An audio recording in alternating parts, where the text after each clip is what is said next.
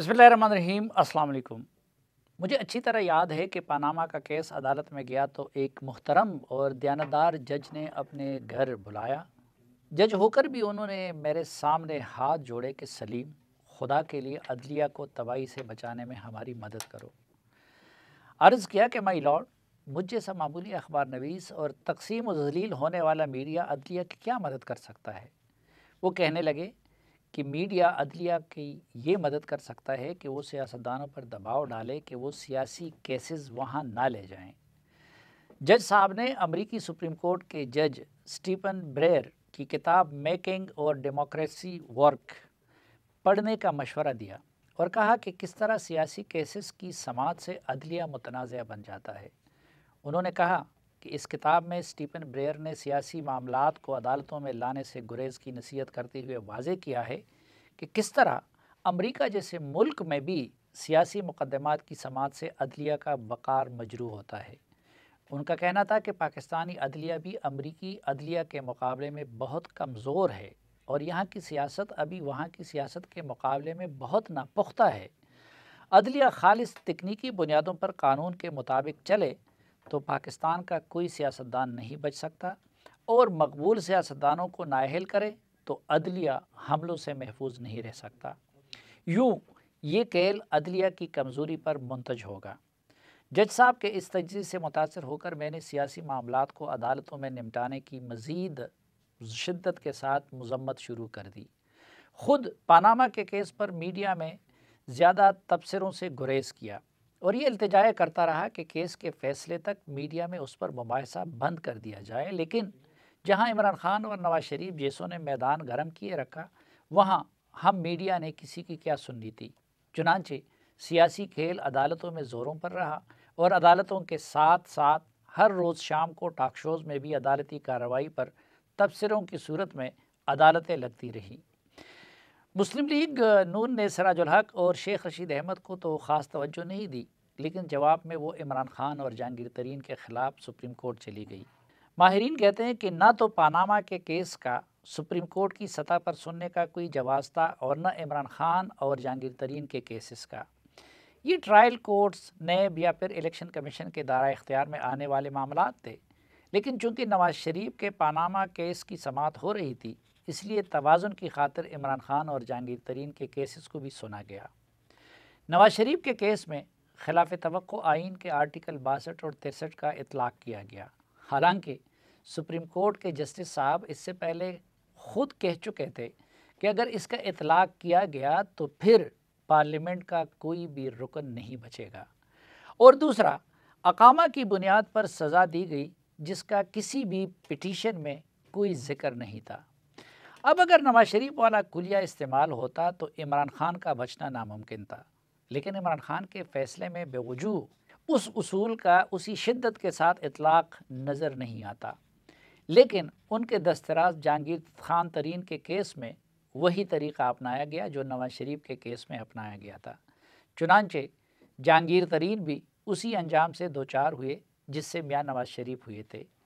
फैसले के फ़ौरन बाद तहरीक इंसाफ ने अदलिया के किरदार से मुतालिक सवाल उठाया और PTI के तर्जुमान फवाद चौधरी ने इल्ज़ाम लगाया कि जहांगीर तरीन की सज़ा बैलेंस करने के लिए दी गई है। मुस्लिम लीग दूसरी तरफ सवाल कर रही है और बजा कर रही है कि इमरान खान से मुतालिक उन उसूलों का इतलाक़ क्यों नहीं किया गया जो मियां नवाज़ शरीफ के मामले में किया गया था। इधर जहांगीर तरीन का कैंप कह रहा है कि उनसे मुतालिक उसी तरह JIT क्यों नहीं बनाई गई जिस तरह नवाज़ शरीफ से मुतालिक बनाई गई थी, जबकि हम जैसे तालिब इल्मों का ख्याल है कि जहांगीर तरीन से मुतालिक अगर नवाज़ शरीफ वाला कुलिया इस्तेमाल किया गया तो इमरान खान से मुतालिक फिर अरसलान इफ्तिखार वाला रवैया क्यों अपनाया गया। जहांगीर तरीन अगर इनकार के बावजूद अपने ऑफशोर अकाउंट्स का बेनिफिशरी हैं तो इमरान खान इकरार के बावजूद न्याजी सर्विसेज के बेनिफिशरी कैसे नहीं हैं। नवाज़ शरीफ और जहांगीर तरीन के लिए अगर मुद्दत की क़ैद नहीं रखी गई तो इमरान खान के पार्टी फंडिंग्स के मामले में 5 साल की क़ैद क्यों रखी गई। अगर नवाज़ शरीफ की सियासी रस्ते से उनकी रुखसती होती तो मुझे सबसे ज़्यादा खुशी होती, लेकिन जिस तरह अदालत के ज़रिए उनकी रुखसती से दुख हुआ था, उसी तरह जहांगीर तरीन की नाअहली का भी दुख हुआ है। میں ترین صاحب کا شدید ناقد رہا ہوں، اور جتنا میں نے ان کے خلاف لکھا شاید ہی کسی اور صحافی نے ان کے خلاف لکھا ہو، لیکن زیادتی ہوتی ہے۔ کسی شخص کی اتنی بڑی سیاسی محنت اور سرمایہ کاری کو محض بیلنس کرنے کے لیے ایک ہی دن میں اڑا دینا شاید انصاف ہو، لیکن انصاف ہوتا ہوا نظر نہیں آ رہا۔ مجھے محسوس ہو رہا ہے کہ انہیں قربانی کا بکرا بنایا گیا۔ وہ عمران خان کے دست راست تھے، اور پی ٹی آئی کو اس مقام تک پہنچانے میں ان کے پیسے اور کوششوں کا حصہ کسی سے بھی زیادہ تھا، لیکن ان کے ساتھ جو رویہ اپنایا گیا اس سے لگتا ہے کہ وہ جہانگیر ترین نہیں بلکہ جہانگیر شریف ہیں، جیسے وہ پی ٹی آئی کے نہیں بلکہ مسلم لیگ نون کے جنرل سیکرٹری ہیں۔ جہانگیر ترین کو جہانگیر شریف بنانے میں دوسروں کے علاوہ شاید خود وہ شخص بھی شریک تھا جس کی خاطر انہوں نے گزشتہ سالوں میں اپنی دولت کو پانی کی طرح بہایا۔ ایک ثبوت تو اس کا یہ ہے کہ اس فیصلے سے 2 ہفتے قبل عمران خان کے لیے جہاز خریدنے کا عمل شروع کیا گیا تھا، لیکن اب یہ نواز شریف اور جہانگیر ترین کا نہیں بلکہ عدلیہ کے وقار کا سوال ہے، اور پوری قیادت کو سر جوڑ کر عدلیہ کے وقار کو بچانے کے بارے میں سوچنا چاہیے۔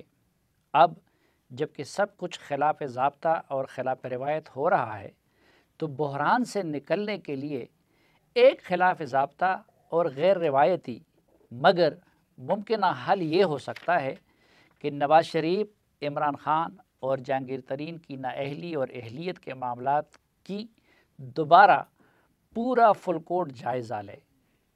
ناظرین، جو کچھ آپ نے سنا یہ روزنامہ جنگ میں آج سے 5.5 سال قبل 19 دسمبر 2017 کو عدالت عظمیٰ کا ٹرائل کے زیر عنوان میں نے اپنے کالم میں لکھا تھا۔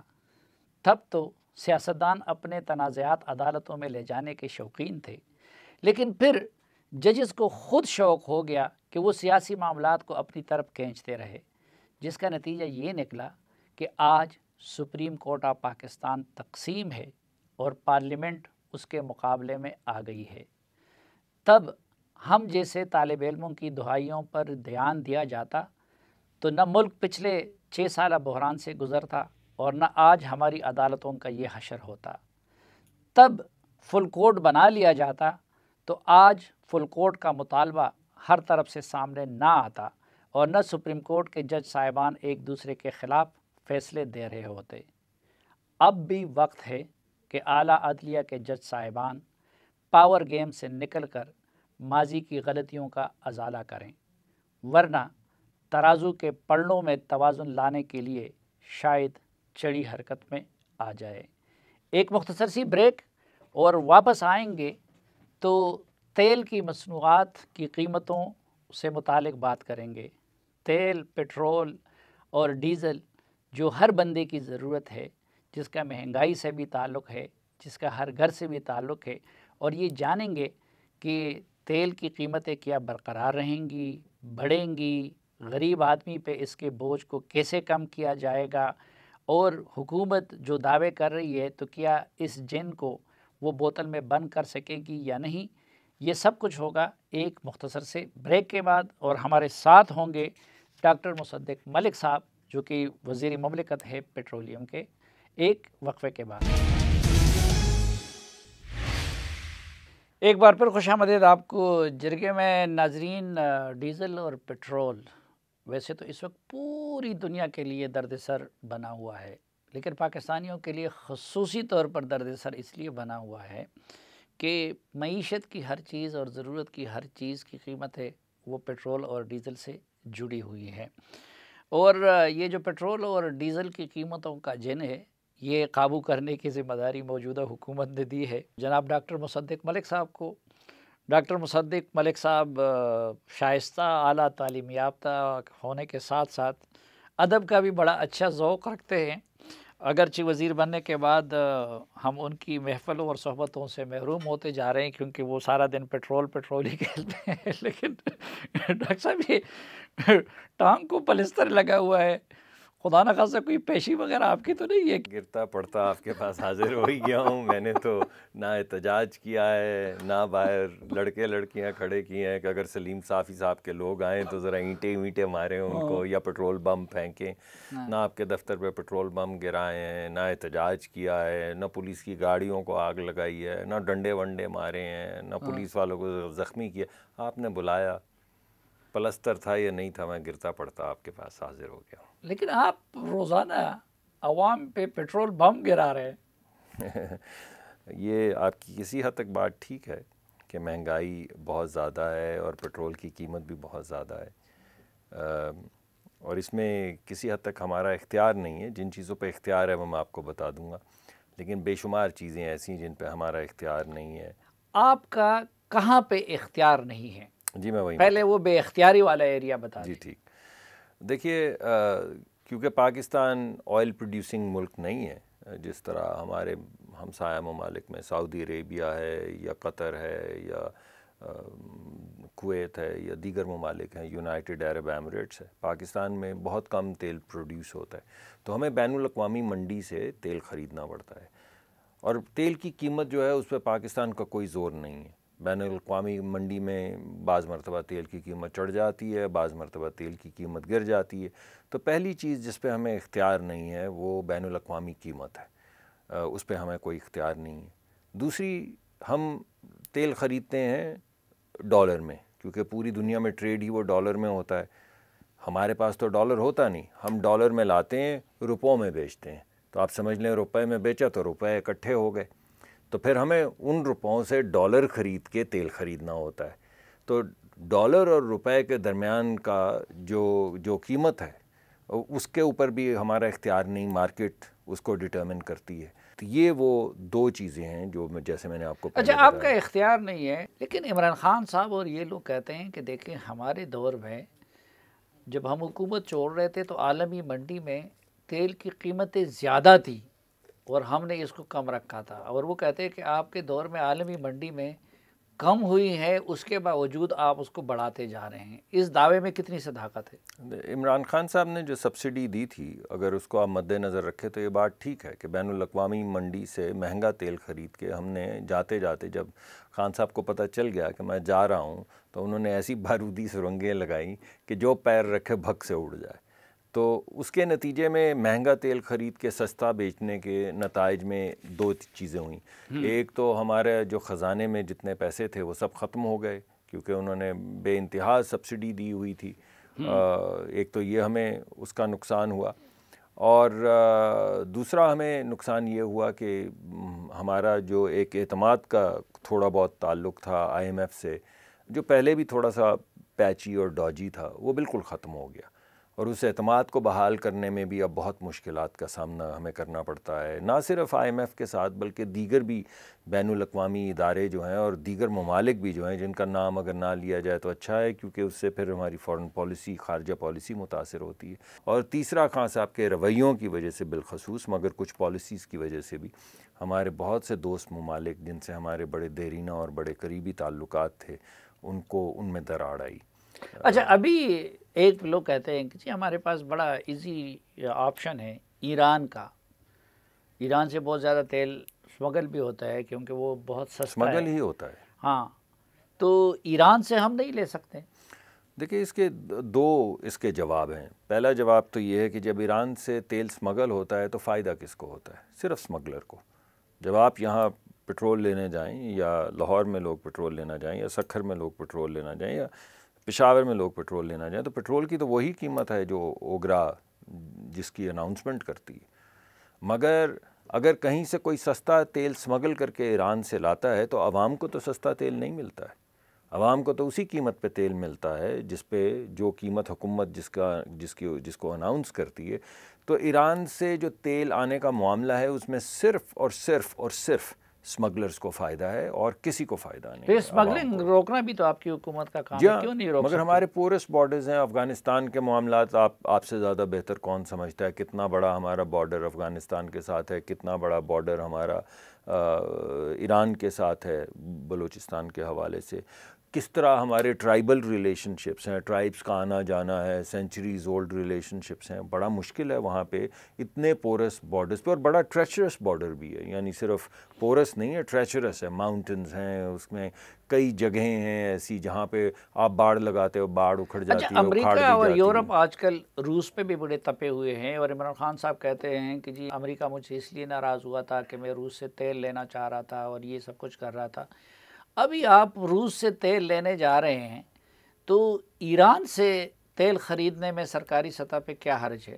کوئی سینکشنز لگی ہوئی ہیں نا جی ایران کے اوپر۔ ایک تو پہلی بات تو یہ کہ ہمارے ایران سے جو تعلقات ہیں وہ بڑے اچھے ہیں، اور ہم گیس کے حوالے سے، پٹرول کے حوالے سے تو ہماری بات نہیں ہو رہی، مگر گیس کے حوالے سے ان سے بات چیت ہماری چل رہی ہے، اور ہم ان سے بات کرتے رہتے ہیں، اور ہمارا نقطۂ نظر صرف یہ ہے کہ ہمیں کوئی اعتراض نہیں گیس لینے میں، تیل لینے میں، جب تک کوئی ایسی چیز نہ ہو یا کوئی ایسا طریقہ کار نہ ہو جس کے ذریعے پاکستان کے اوپر کچھ سینکشنز لگ جائیں۔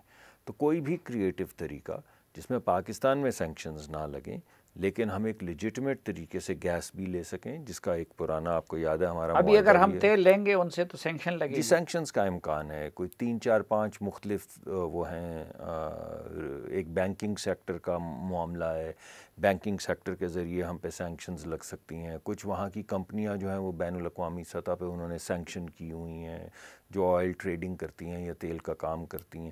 تو اس طرح 3 4 5 مختلف معاملات ہیں جن میں ہر معاملے میں ہم کچھ ایسا نہیں کہ تو اس وقت امریکہ اور یورپ تو زیادہ تپے ہوئے ہے روس پہ، روس کے ساتھ آپ نے ڈیل کر لی تو اس پہ سینکشنز وغیرہ کا خطرہ نہیں ہے؟ نہیں، ہم نے تو جو بھی، جس طرح ہم ایران کے ساتھ بھی بارہا یہ ایک ہی بات کرتے ہیں، اور وہ یہ کرتے ہیں کہ طریقہ کار وہ ہونا چاہیے جس میں ہمارے ہمسایہ ممالک کو بھی فائدہ ہو، یعنی ان کی تجارت توانائی کی بڑھے، ہمیں بھی فائدہ ہو، یعنی ہماری قیمت توانائی کی نیچے آئے، لیکن پاکستان پہ سینکشنز نہ لگیں۔ تو یہ جو روس کے بھی تمام معاملات ہیں یہ ہم نے بڑے ابو بورڈ طریقے سے اس معاملے کو آگے بڑھایا ہے۔ پہلے تو میں تھوڑی وہ آپ نے جو بات کہی اس میں اضافت کرنا چاہتا ہوں کہ کوئی کاغذ ایسا نہیں ملا جو یہ ثابت کرے یا جس سے شائبہ بھی پڑے اس بات کا کہ خان صاحب کے دور میں جو روس سے ہم نے تیل لینا تھا، سستا تیل لینا تھا، اس پہ کوئی بھی بات ہوئی ہے۔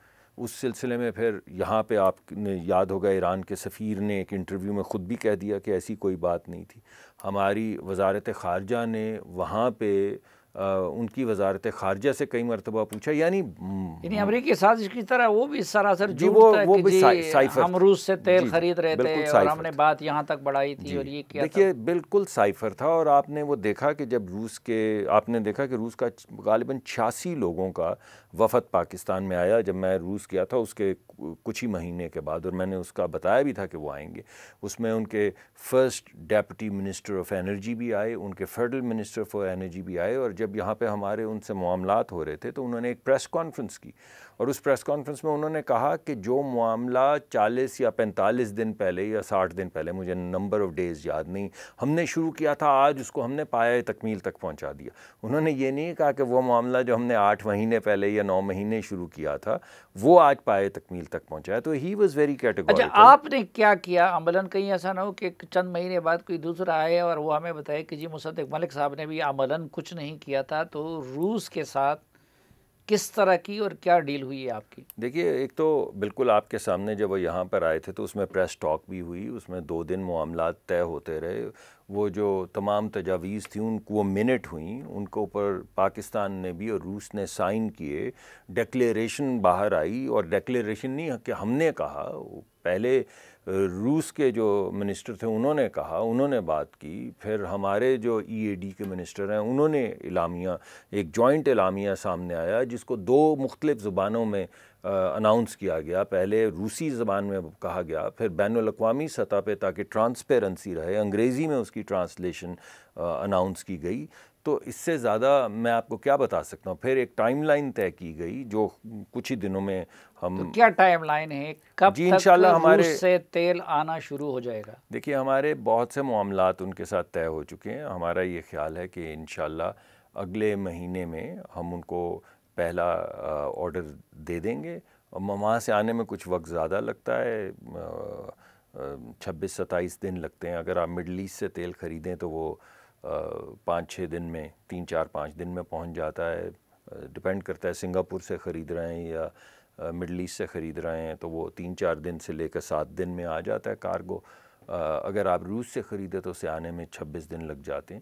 تو ہم آرڈر پلیس کر دیں گے اور انشاءاللہ اس مہینے کے آخر تک کوئی. یہ بائی روڈ آئیں گے تھرو سینٹرل ایشیا یا سمندر کے راستے؟ سمندر کے راستے سے آئیں گے جی. بائی روڈ نہیں تیل لایا جا سکتا. اور کچھ ہمیں سستا پڑے گا یہ عرب مارکیٹ سے یا ہمیں جو کہا گیا وہ یہی تھا کہ جو آپ بہت سا ذکر آپ نے سنا ہے کہ جی آپ کے ہمسایہ ممالک کو بڑا سستا تیل دیا جا رہا ہے اور یہ ہو رہا ہے وہ ہو رہا ہے، جس کو انہوں نے کہا بھی کہ آپ کے پاس کوئی کاغذ ہے جو آپ یہ گفتگو کرتے ہیں ایسی کہ اتنا سستا مل رہا ہے؟ تو کاغذ تو کسی کے پاس بھی نہیں. تو وہ جس کے جی میں جو آتا ہے وہ کہہ دیتا ہے، لکھ دیتا ہے، پڑھ لیتا ہے کہ جی اتنے فیصد سستا مل رہا ہے. لیکن یہ انہوں نے ہمیں یقین دہانی کرائی کہ جتنا کسی کو بھی ڈسکاؤنٹ دنیا میں مل رہا ہے انکلوڈنگ ہمارے ہمسایہ ممالک جو ہیں اتنا ہی ڈسکاؤنٹ ہمیں ملے گا. تو انہی شرائط پہ جو کمرشل شرائط کو ڈسکلوز کرنا مناسب بھی نہیں ہے مگر ہمیں اتنا ہی ڈسکاؤنٹ ملے گا جتنا دیگر ممالک. اور پیمنٹ کا طریقہ کار کیا ہوگا؟ وہی ڈالر میں پیمنٹ ہوگی؟ یہ بھی تمام، ہمیں تو کوئی اعتراض نہیں ہے. ہمیں اس سے کیا غرض ہے؟ ہم ایک ابو بورڈ چیز کر رہے ہیں تو ڈالر میں ہوگی، AED میں ہوگی، چائنیز کرنسی میں ہوگی، ہمیں اس سے کوئی غرض نہیں. بینکنگ ٹرانزیکشن ہوگی، ٹرانسپیرنٹ ٹرانزیکشن ہوگی. یہ ڈار صاحب سے ڈالر قابو کیوں نہیں ہو رہا؟ وہ تو ڈار صاحب بالکل ڈالر کے آگے ڈھیر ہو گئے. نہیں، ڈالر کی تو سپلائی ڈیمانڈ سے اس کو غرض ہوتی ہے. پاکستان ڈالر چھاپ تو نہیں سکتا. پاکستان تو اپنی صرف ایکسپورٹس کے ذریعے ڈالر پاکستان میں لا سکتا ہے.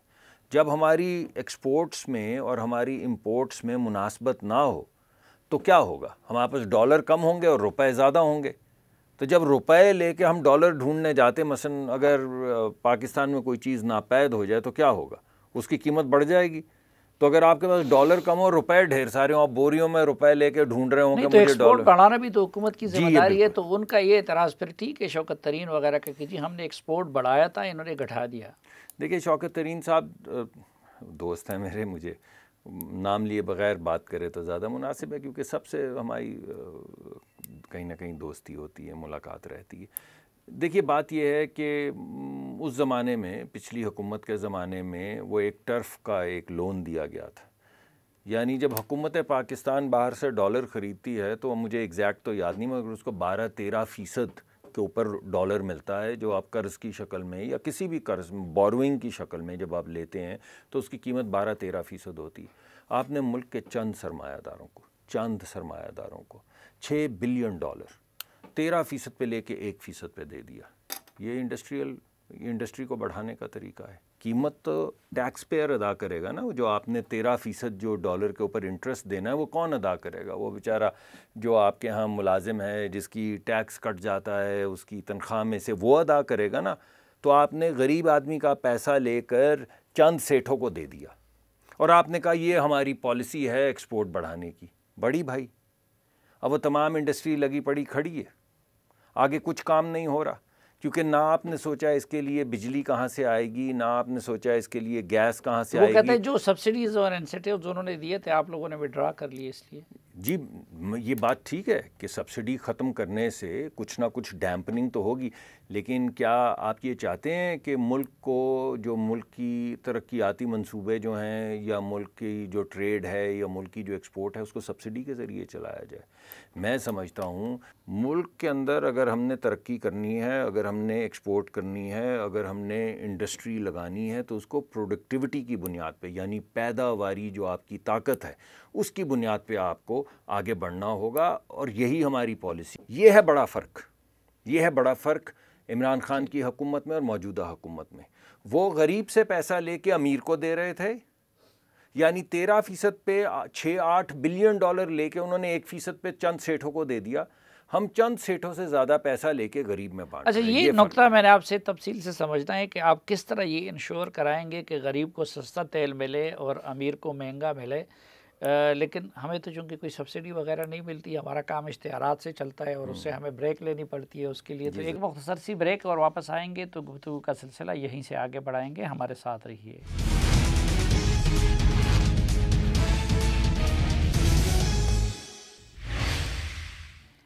ایک بار پھر خوش آمدید آپ کو جرگے میں۔ ڈاکٹر مصدق ملک صاحب وزیر مملکت برائے پیٹرولیم ہمارے ساتھ ہیں۔ ڈاکٹر صاحب ایک تو پہلے یہ بتائیے کہ جو آئی ایم ایف کی ریکوائرمنٹ تھی مثلاً پیٹرولیم مصنوعات پہ سبسڈی وڈرا کرنے کا اور پھر قیمت ایک ریشو تک بڑھانے کا، تو وہ سلسلہ پورا ہو گیا آئی ایم ایف کی ریکوائرمنٹ؟ اب ہم صرف مارکیٹ کے مطابق چلیں گے یا آج مکمل ہو گیا وہ؟ جی ہاں، اس کے بعد اب مزید اب وہی جو آئی ایم ایف تیل کے شرائط کی بین الاقوامی جو قیمت ہے اور روپے اور ڈالر کا جو تناسب ہے اس کے مطابق ہر 15 دن کے بعد تیل کی قیمت طے کی جائے گی۔ جو ہماری ریکوائرمنٹس جو پچھلی حکومت نے کمٹمنٹ کی تھی ہم نے اسے آنر کیا، بیکاز ریاست کی کمٹمنٹ تھی، وہ آج مکمل ہو گئی۔ جی یہ پچھلی حکومت نے کمٹمنٹ کی؟ جی، جو آئی ایم ایف کا پروگرام تھا وہ پچھلی حکومت نے نیگوشیٹ کیا تھا، جس میں لیوی جو پیٹرولیم کی تھی وہ فائنلائز کی گئی تھی کہ ڈیزل پہ کتنی لیوی لگے گی اور پیٹرول پہ کتنی لیوی لگے گی، یہ فائنل ہو گیا تھا۔ اس میں آپ ذرا واضح کر لیں کہ کیا شرائط تھی؟ نمبر 1 آپ سبسڈی نہیں دیں گے، اور نمبر 2 دوسرا آپ لیوی لگائیں گے کہ جو آپ کی پیٹرول کی قیمت ہے اس پہ 50 روپے لیوی لگائیں گے پیٹرول پہ اور 50 روپے لیوی لگائیں گے ڈیزل پہ، تو وہ مکمل ہو چکی ہیں۔ اب کوئی اضافی لیوی پیٹرول پہ یا ڈیزل پہ نہیں لگے گی۔ اب جو بین الاقوامی قیمت ہے، یہ میرے سامنے ایک چارٹ ہے، آپ اگر دیکھیں تو مئی 2020 سے قیمتیں بڑھنی شروع ہوئی ہے جی، اور پھر پیک پہ چلی ہیں یہ سپٹمبر 22 تک، لیکن پھر عالمی مارکیٹ میں نیچے گرنی شروع ہوئی ہے اور جنوری 2023 میں نیچے گری ہیں۔ تو ان مہینوں میں ہمارے ہاں قیمتیں نیچے کیوں نہیں آئیں؟ دیکھیے دو جواب ہیں اس کے۔ جو خام تیل ہوتا ہے اس کی بین الاقوامی منڈی میں جو قیمت ہوتی ہے اس کا جو انڈیکس ہے اس کو برنٹ کہتے ہیں۔ ٹھیک، ایک بہت بڑا فرق ہے اس تیل میں جو برنٹ پہ پرائس رپورٹ ہو رہی ہوتی ہے اور جو اصل ریفائنڈ پروڈکٹ پیٹرول یا ڈیزل جن کو ہم کہتے ہیں، خام تیل اور پیٹرول ڈیزل کے درمیان میں بہت بڑا پریمیم ہوتا ہے۔ تو یعنی جب بین الاقوامی سطح پہ آپ کو ڈکلائن نظر آتا ہے تو بعض مرتبہ ڈیزل کی قیمت میں، بالخصوص یہ جو جنگ ہوئی ہے یوکرین کی اور روس کی، اس کے بعد پریمیم ریفائنڈ پروڈکٹس کا پیٹرول کا اور ڈیزل کا بہت زیادہ بین الاقوامی سطح پہ بڑھ گیا۔ بعض مرتبہ 22 25 ڈالر کا فرق ہے خام تیل کی قیمت میں اور ڈیزل کی قیمت۔ ایک تو یہ بات۔ دوسری بات یہ ہے کہ جیسے میں نے آپ کو پہلے بتایا کہ اگر بین الاقوامی سطح پہ تیل کی قیمت نیچے جا رہی ہے مگر جو روپے اور ڈالر کا تناسب ہے وہ اگر اس سے زیادہ تیزی سے ڈی ویلیویٹ ہو رہا ہے تو آپ کچھ نہیں کر سکتے نا، کیونکہ آپ ڈالر میں خرید رہے ہیں اور روپوں میں بیچ رہے ہیں۔ اگر یہ قیمتیں تیل کی بھی اس طرح بڑھتی رہی اور ڈالر کی ویلیو بھی اس طرح بڑھتی رہی اور روپے ڈی ویلیو ہوتی رہی تو ہم تو ڈھیر ہو جائیں گے بیسک قوم۔ دیکھیے یہ بات تو آپ کی ٹھیک ہے، میں نے آپ کو پہلے بتایا کہ کن چیزوں پہ ہمیں اختیار نہیں، ہمیں ڈالر کی بین الاقوامی قیمت پہ اختیار نہیں اور ہمیں روپے اور ڈالر کے تناسب پہ اختیار کم ہے، بہت کم ہے۔ یہ دو چیزوں پہ اختیار نہیں۔ ہمیں کس چیز پہ اختیار ہے؟ ہمیں اس چیز پہ اختیار ہے کہ اگر بین الاقوامی سطح پہ تیل بڑھ رہا ہے اور اگر ڈالر اور روپے کا تناسب بھی خراب ہو رہا ہے ہمارے لیے تو پھر ہم غریب کو ریلیف دیں۔ تو یہ جو ٹیکنیکس، یہ جو ابھی نئی پالیسیز میں نے آپ کو بتائی ہیں گیس کی بھی اور یہ یہ جو آپ جو اسکیم بنائی ہے تو یہ کیسے ہوگا کہ امیر کو مہنگا تیل ملے اور غریب کو سستا ملے؟ پہلے میں گیس کے حوالے سے بتا دوں یا پیٹرول کے؟ جو آپ کی دونوں کے حوالے سے بتا دیں۔ پہلے جو ہو چکا ہے وہ میں آپ کو بتاتا ہوں۔ تو گیس کے حوالے سے بتاتا ہوں۔ ہم نے کیا یہ گیس کے حوالے سے کہ وزیر اعظم صاحب نے بھی حکم دیا، ہمیں میاں نواز شریف صاحب نے بھی اسٹرکٹلی یہ حکم دیا کہ آپ غریب اور امیر کا پاکستان علیحدہ کر دیں، اور اس حکومت کی پالیسی یہ ہے کہ آپ غریب کے پاکستان کے ساتھ کھڑے ہو جائیں۔ اب ہم نے یہ کیا ہے کہ ہم نے پاکستان کو دو پاپولیشنز میں تقسیم کر دیا ہے، غریب لوگ اور امیر لوگ۔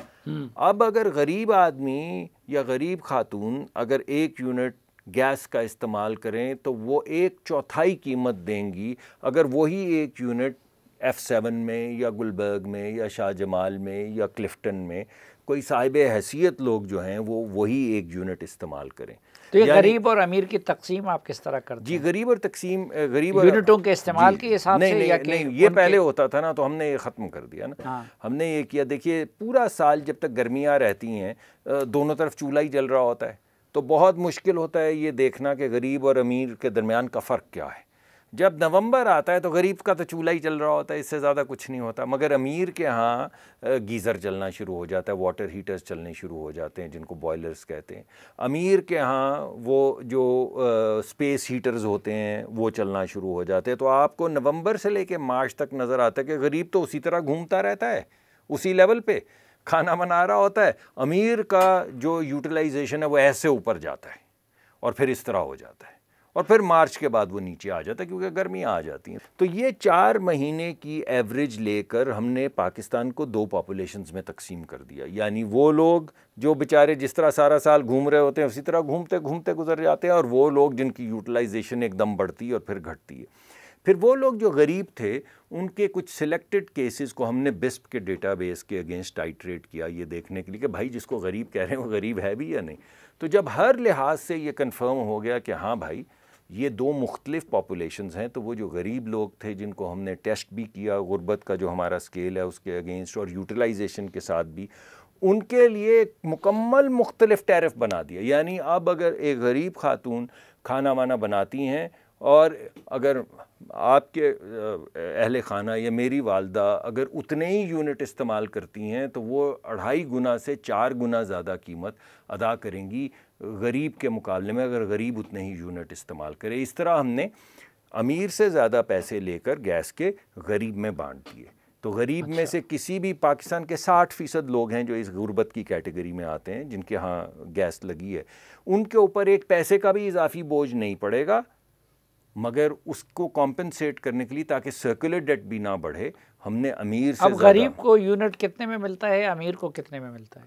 میرے پاس ایگزیکٹ ٹیرف کے تو نمبرز نہیں ہیں، مگر میں نے آپ کو بتایا کہ جو کیٹیگریز ہیں اس میں سے کچھ کیٹیگریز میں 2.5 گنا یعنی 250% امیر زیادہ پے کریں گے، اور کچھ کیٹیگریز میں جو ٹاپ کی کیٹیگری ہے اس میں 400%۔ اچھا، تو یہ تیل میں غریب اور امیر کی تفریق کے لیے آپ نے کیا میکینزم ہے؟ جی ہاں، بالکل وہی طریقہ کار جو ابھی آپ کو بتایا ہے کہ امیر سے زیادہ پیسے لے لیں، غریب کا اتنا ہی سستا کر دیں پیٹرول۔ مثلا کیا میں کہہ رہا ہوں، مان لیجئے کہ آج اوگرا کہتا ہے کہ پیٹرول کی قیمت 250 ہونی چاہیے، اناؤنس کرتا ہے، تو ہم بولیں گے نہیں 250 نہیں بھائی 300 ہونی چاہیے، 300 ہونی چاہیے، 300 آپ اناؤنس کر دیں۔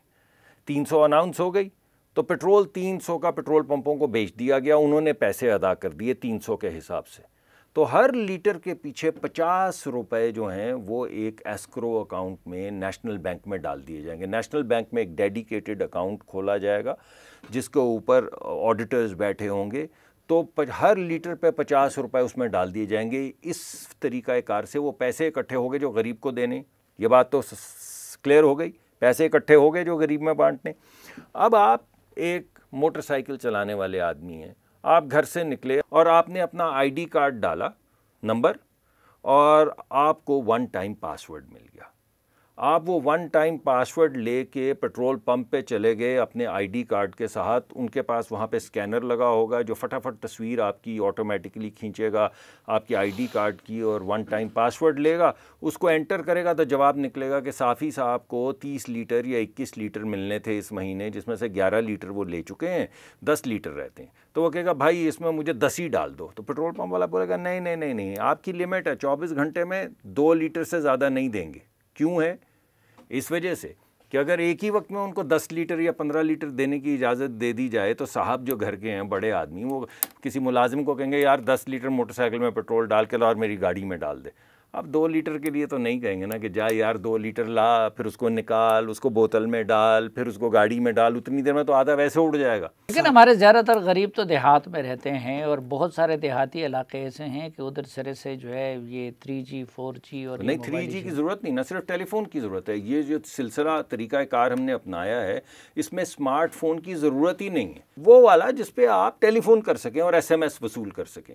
تو آپ اپنا آئی ڈی کارڈ نمبر ڈالیں گے، آپ کو پاسورڈ مل جائے گا، وہ لے کر جائیں گے، تو امیر 300 روپے دے گا، غریب 200 روپے دے گا۔ اچھا یہ ذرا ایک سیکنڈ اگر آپ اجازت دیں جی، آپ کا جب وہ وہاں سے آپ کو میسج آ جائے گا، پیٹرول پمپ کو جب میسج آ جائے گا کہ آپ نے جو 1 ٹائم پاسورڈ اور آئی ڈی کارڈ ڈالا ہے اس کو آپ 2 لیٹر پیٹرول دے سکتے ہیں سستا، تو وہ بجائے اس کے کہ آپ کو پیٹرول 300 روپے کا دے، وہ آپ کو پیٹرول 200 روپے میں دے دے گا۔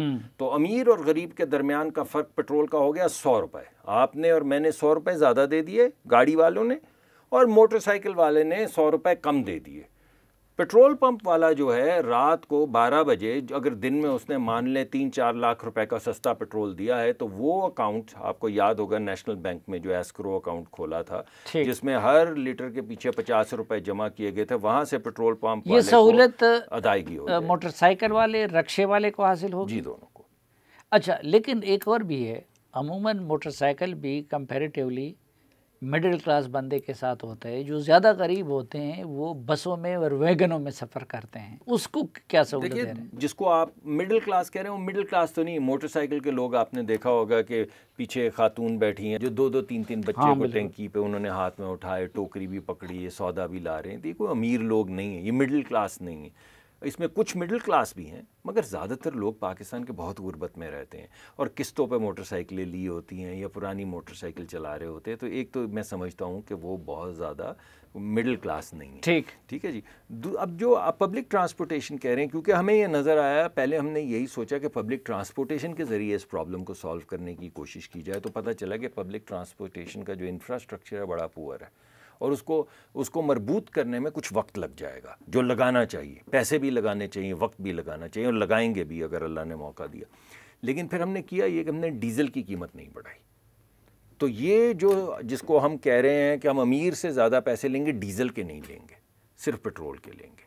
تو پیٹرول کے ذریعے پیٹرول کو یعنی مہنگا پیٹرول بیچ کے غریب لوگوں کو سستا پیٹرول دیا جائے گا، ڈیزل کی قیمت میں کوئی ایسی اضافت نہیں کی جائے گی تاکہ نمبر 1 جو پبلک ٹرانسپورٹیشن ہے اس کے اوپر کوئی بوجھ نہ پڑے، نمبر 2 جو آپ کی ٹرانسپورٹیشن آف گڈز ہے ٹرکس کے اندر، جس کی وجہ سے انفلیشن آتی ہے کیونکہ آپ کی پیداواری قیمت بڑھ جاتی ہے، اگر ٹرانسپورٹیشن کاسٹ بڑھ جائے تو اس کے اوپر بھی کوئی بوجھ نہیں ڈالا جائے گا۔ ایک آخری سوال، ہماری انڈسٹری کو گیس ہو یا تیل، اور تیل سے پھر بجلی بنتی ہے، تو ہم نے اس کو عادت ڈالی ہوئی ہے سبسڈی کی، اور سبسڈائز کر کے ہی وہ کہتے ہیں کہ جی ہم ایکسپورٹ کے قابل نہیں ہو سکیں گے۔ اب آپ کہہ رہے ہیں کہ جی وہ امیر کو نوازنے کے مترادف ہے، تو کیا ہماری انڈسٹری ان سبسڈیز اور یہ جو قیمت جس طریقے سے آپ جس فارمولے پہ گیس اور تیل کی قیمت وہ کر رہے ہیں یا بجلی کا، تو کیا اس کے بعد ہماری انڈسٹری سروائیو کر سکے گی؟